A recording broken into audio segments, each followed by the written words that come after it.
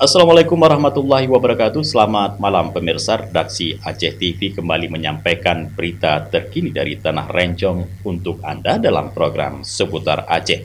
Bersama saya Jufrizal, berikut liputannya.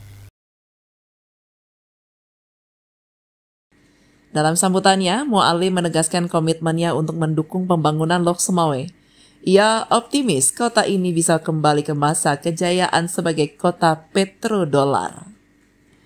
Mu'alim juga menyebutkan sejumlah investor tertarik berinvestasi di kawasan ekonomi khusus atau KEK, Arun, dan menyatakan kesiapan Aceh membeli kapal feri Roro untuk ekspor komoditas ke Malaysia.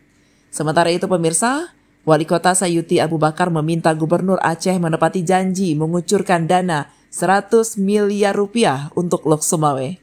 Ia juga berharap dukungan pembangunan Masjid Islamic Center, peningkatan pelabuhan Krung Gekuh, serta pengalihan kepemilikan Rumah Sakit Arun ke pemerintah kota. Dengan kepemimpinan baru ini, diharapkan Lok Sumawe semakin maju dan masyarakat merasakan manfaat pembangunan. Dari kota Lok Sumawe, Tim Liputan Aceh TV melaporkan.